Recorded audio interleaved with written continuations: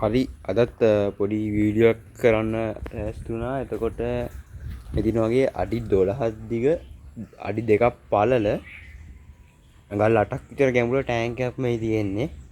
Tank එක setup කරන්න ඕනේ. දැන්ට මේකේ ඉන්න මාළු ගැන කිව්වොත් මේකේ ඉන්නවා උඩ්කට් පිස දෙන්නෙක් ඉන්නවා. මේගොල්ලෝ නම් වැඩි කල් තියෙන එකක් නෑ මේකේ.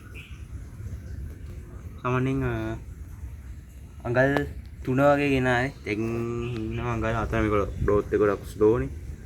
මේ එතකොට අනිත් එක්කෙනා මෙන්න මේ හැරි ඉන්නවා. පේනවද?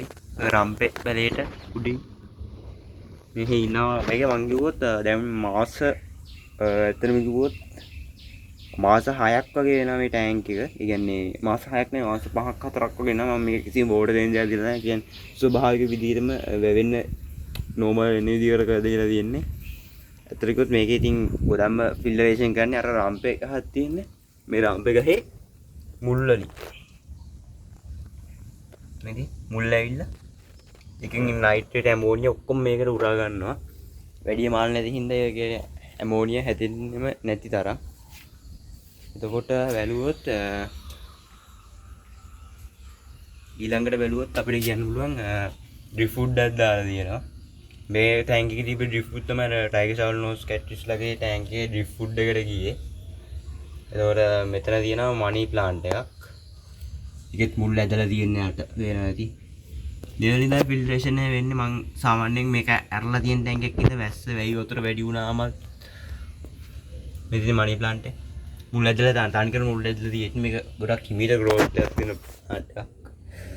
එතකොට තව කිව්වොත් මේකෙත් ලොකු සෙටප් එකක් වෙන්න තියෙනවා. මම හිතන්නේ නැහැ තාම දාන්න ඕනේ මාළු කියලා. මේක බැලුවොත් ඕවර්ෆ්ලෝ වටේ තියෙන්නේ මෙතනින්. වැස්සට පස්සේ වතුර පිරීලා ගොඩක් පිරීලා මෙන්න මෙහෙන් යනවා. මෙන්න මේ හරියින් යනවා. ඒක මේක සුද්ධ කරලාම නැහැ. හැබැයි මේක ඔටෝ සුද්ධ වෙනවා ටැංක් එක. මේක වැඩි බලන්නේ නැහැ මේ ටැංක් එකේ මකුළු දලු බැනලා. මේ රම්පේ පරේ නම් මැරලා දැම්මම මගේ ලොකු වැඩිද ඔය ඉතින්. ඔය රම්පේලා වගේ ගෙනල්ලා දාන්න ඕනේ. මේ ඉන්නේ වුඩ් කැට්ෆිෂ්. ඒකට මේකෙන් තමයි වතුර යවන්නේ. මේ වටෙන් තමයි වතුර යවන්නේ. එතකොට කර පේනවා ඉතින් මෙතන තියෙනවා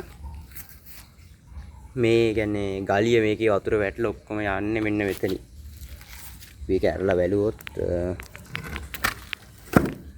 මේ විදිහට තියෙන්නේ. ඕවර්ෆ්ලෝ වටේ මෙතන තියෙන්නේ.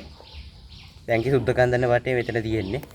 මේ වෙන්නේ normally වතුර මෙතනට වැටලා අපේ හැවැත්තේ වෙල්ඩ යනවා පිටිපස්සේ තියෙන.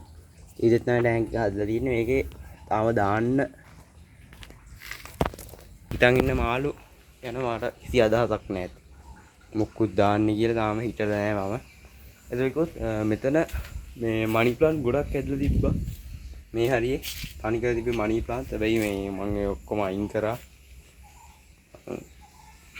අනේ කාෆ් සෙටප් එකක්ද ගප්පිද මොකුත් දාන්න ඕනේ කියලා මෙතනට. තාම හිත ඉන්නවා. ඩ්‍රිෆ් ෆුඩ් එකක් තියෙනවා. නෝමල් රොක් එකක් තියෙනවා අත. මේකේ ඩ්‍රිෆ් ෆුඩ් නාවනේ අර ප්ලාන්ට් ටැග් එකටයි අරකටයි ගියා. මොකටද TNS like ටැග් එක අයිසල්නොස් පිටිස්ලා. ඒක රෙඩ් එක දෙන්නෙකුත් එන්නේ ඉන්නවා. ඔයාලා පේනවා ටික ටයිගර් ෂවල් කැට්ෆිෂ්ලා තුන් දෙනාම මෙතන ඉන්නේ වෙන්නේ. තුන් දෙනාම මෙතන හෙල්ලියට ඉන්නවා. තව ගොඩක් අපි ක්ලෝස් අප් ලුක් එකකට ගොඩ ඈතින් බැලුවොත්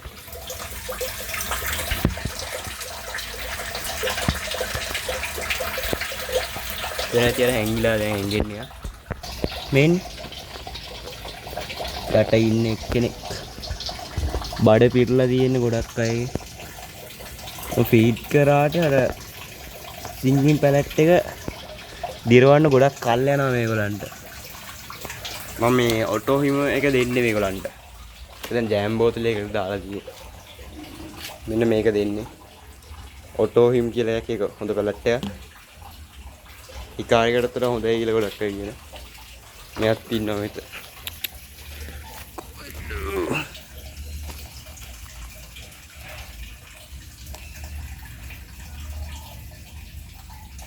හරි. ඉතර ඉතින් කියන්න තියෙන්නේ. ෆීඩින් වීඩියෝ ළඟදී ගේන්නම් ටයිගර් සොලොස් වල තවංගල 6ක් විතර ලොකු වුණාට පස්සේ. මේගොල්ලෝ කොට අයින් කරන් තිබ්බා මම කොට අයින් කරා මොකද ඒගොල්ලෝ අර ස්ට්‍රෙස් එක නැති වෙන්නේ මේක අස්සර ගිහිල්ලා ඉඳලා මේගොල්ලෝ අර වැඩි හැප්පෙන්නේ නැහැ ටැංක් එකට. ඒකයි මේගොල්ලෝ හොඳට ඉන්නවා දැන්ට නම් මේක මම හිතාගෙන රෙඩ් ටෙලේ දෙන්නෙකුයි ටයිගර් සොලොස්ලා 3 දෙනෙකුයි පීගොබ් බාස් කෙනෙක් ගේන්න ඕනේ.